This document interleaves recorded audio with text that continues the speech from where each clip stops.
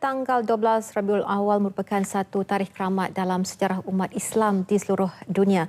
Majlis sambutan kelahiran baginda Rasulullah disambut seluruh dunia Islam tak terkecuali Malaysia. Dan kami juga tidak terkecuali membincangkannya di studio hari ini bersama Ustaz Nur Zaidan Hamad daripada JAKIM. Assalamualaikum Ustaz. Waalaikumsalam.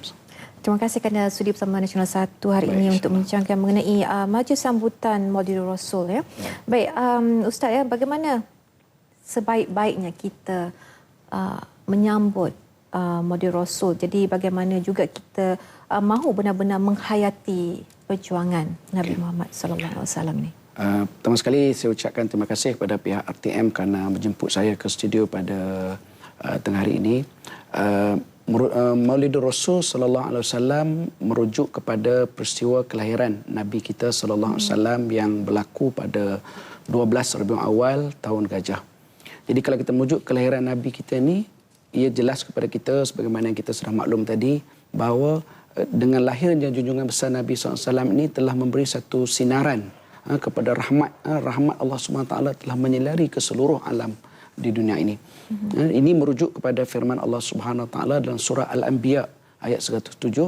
Allah berfirman, "Wa ma arsalnaka illa rahmatan lil alamin." Dan tidak aku utuskan kau wahai Muhammad melainkan untuk memberi rahmat kepada seluruh alam.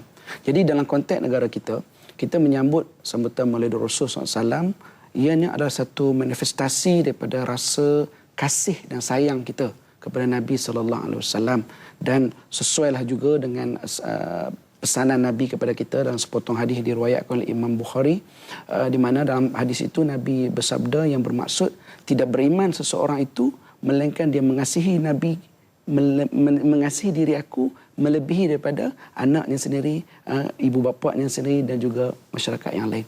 Jadi dalam konteks itu maka kita kena menyambut Maulidul Rasul SAW di negara kita ini dalam pengertian yang betul. Kita tidak sekadar mengingati tarikhnya sahaja. Kadang-kadang kita ingat 12 Rabiul Awal memang mudahlah kita ingat sebab cuti umum. Tapi sebenarnya kita kena menghayati Maulidul Rasul itu dalam konteks yang sebenar, di mana kita perlu menjadikan akhlak Nabi itu sebagai contoh ikutan kita. Jadi kalau kita tengok dalam sambutan Maulidul Rasul kita juga, kita penuhi program-program pengisian dalam program Maulidul Rasul kita tu yang utamanya selawat ke atas Nabi sallallahu alaihi wasallam, dan kita pendengarkan ayat suci Allah Subhanahu Wa Taala, serta kita menghayati perjalanan sirah Nabi di sepanjang Nabi menyebarkan Islam kepada umatnya. Okey.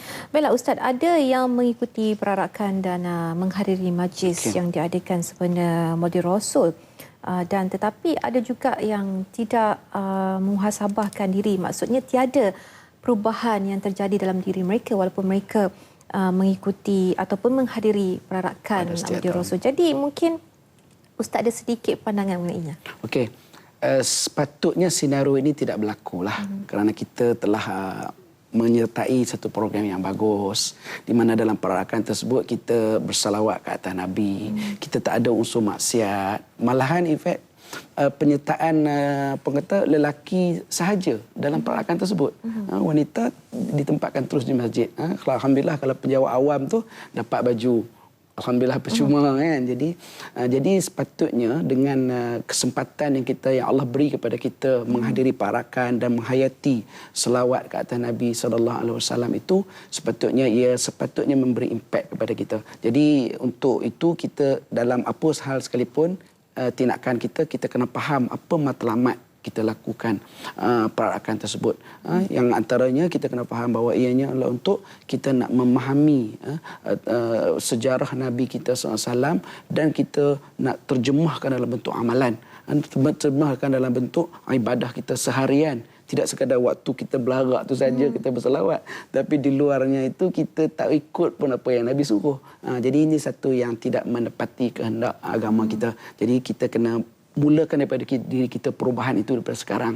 Mulakan perubahan itu makna setiap kali kita menyertai perarakan Maulid Rasul pada setiap tahun itu, biarlah ada perubahan juga dalam diri kita, kan. Kita tengok kita punya tema Maulid Rasul kita tahun ini pun kemas, kan, perpaduan nadi transformasi negara. Maknanya itulah yang sepatutnya diserap dalam jiwa masyarakat kita, khususnya umat Islam, apabila melalui sambutan ataupun mengadakan sambutan Maulid Rasul ataupun pihak-pihak yang terlibat dalam Maulid Rasul, tidak sekadar menyelesaikan aktiviti yang mungkin kadang-kadang dianggap sebagai ritual saja, kebiasaan, tapi kita nak lebih daripada itu, beyond daripada itu, iaitu kita nak supaya benda itu jadi ibadah di sisi Allah Subhanahu Wa Taala dan juga mampu memberi impak kepada kehidupan kita supaya lebih baik lagi daripada sebelum ini. Jadi kita lihat begitu ramai yang mengikuti perarakan ataupun menghadiri majlis Maulid Rasul, dan jika seseorang itu mungkin keadaan kesihatannya agak kurang sihat dan mungkin tiada orang kata apa pengangkutan untuk untuk menghadiri sama-sama menghadiri perarakan ini. Jadi apakah mereka boleh lakukan di rumah untuk sama-sama menghayati bulan Maulid Rasul ini, Rabiul Awal ni sebulan, sebulan. Jadinya bukanlah hari sambutan rasmi ini saja kita berhenti takat itu. Dari segi praktisnya pun masjid-masjid kita, surau-surau kita pun lepas ini pun akan berterusan mengadakan upacara program-program yang dalam rangka untuk mengagungkan Nabi kita sallallahu alaihi wasallam. Termasuk juga bagi kita yang berada di rumah. Kita sempat nak pergi dan sebagainya. Kerana sunnah Nabi ini boleh dilaksanakan di mana-mana. Yang pertama sekali, yang paling besar sekali, kita teruskan selawat kita ke atas junjungan besar kita Nabi SAW, kan. Sama ada kita di rumah ke, memandu kereta kan dan sebagainya, itu benda yang induk lah. Sebagai orang kata hari Maulud ni sebagai satu turning point untuk kita. Lepas ni kita nak jadikan amalan harian kita.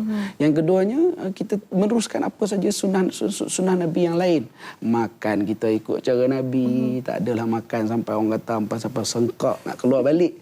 Rasulullah kata makan itu mula makan rasa lapar baru makan, dah berhenti tarik handbrake sebelum kenyang. Kita ni sampai dah nak terkeluar balik kita makan. Jadi makan kita, cara kita tidur, doa-doa yang maksurat yang datang daripada Nabi SAW juga kita boleh amalkan di rumah kita. Dan yang juga penting adalah kita gunakan kesempatan masa mungkin hari-hari bercuti, maknanya kita tambahkan ilmu kefahaman kita tentang sirah Nabi kita.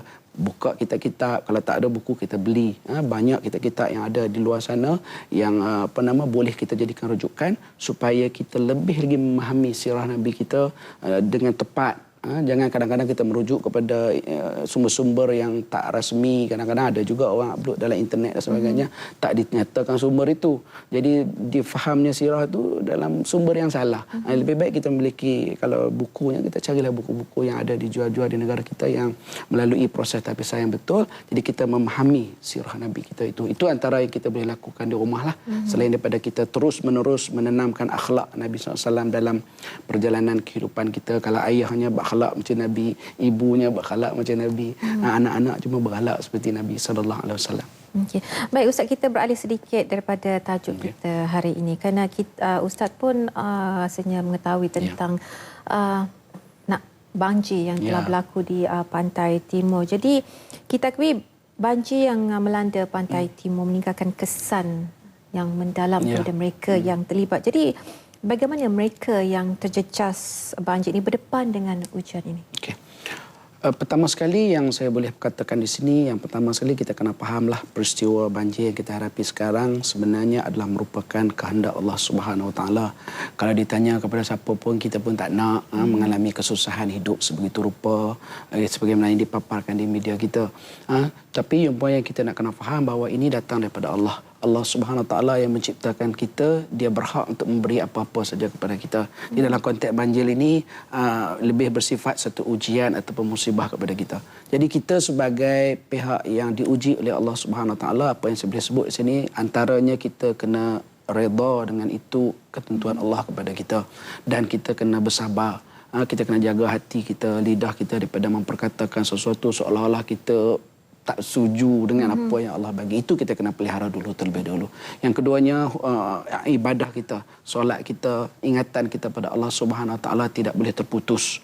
Walaupun kita duduk di pusat-pusat perpindahan banjir, kita kena serikan, meriahkan surau kita, tempat-tempat solat kita tu supaya kita nak minta pada Allah. Dan yang ketiganya, pihak yang membantu pun. Kita yang pergi membantu pun mesti dalam keadaan yang ikhlas. Alhamdulillah dalam konteks negara kita memang masyarakat kita memang ternyata ikhlas dan membantu. Bukalah tabung apa pun, insya-Allah orang bantu banyak.